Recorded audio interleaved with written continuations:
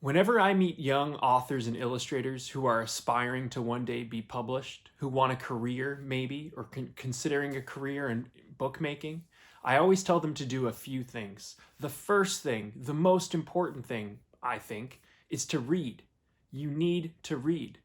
And if you're an illustrator, you're aspiring to be a published illustrator, to have a job in that, the equivalent of that is reading pictures, is looking at a lot of art, a lot of drawings.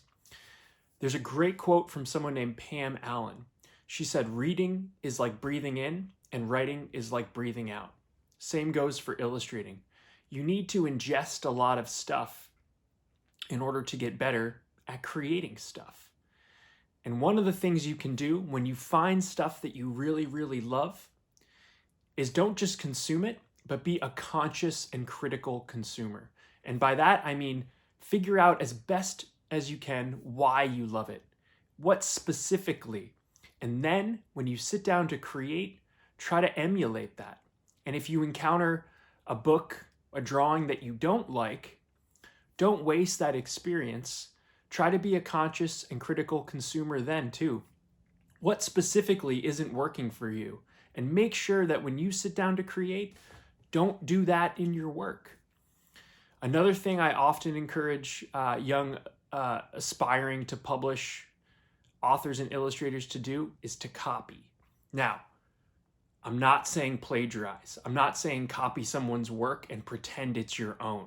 That is a definite no-no, and there's no productivity to that. But if you love a drawing, if you love a piece of writing, you can copy it word for word, line for line. And in doing that, you can figure out how to better emulate it, which is the thing I said to first do. You can figure out exactly how that artist drew that character. Where did they start? What did they do next? What did they use? By copying, by doing that really close and intensive focused work of trying to duplicate something that you love, you can really learn a lot. And when it comes to creating your own style, often it's comes from copying this from one person and that from one person, and sort of blending all those things together, melding them all together and mixing it up with the unique stuff you have inside. That's often how a style comes about.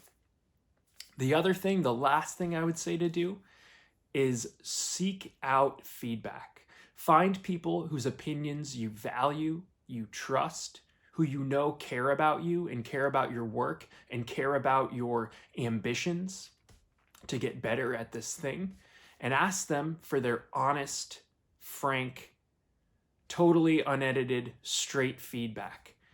And you need, if you want to have a career in this world, one important thing is learning how to take that feedback in a constructive way, to not take it personally, and to use that to consider your work in a new light, to say, okay, that person is reacting this way. Is this how I want them to react? Is this how I want all my readers, all my viewers to react?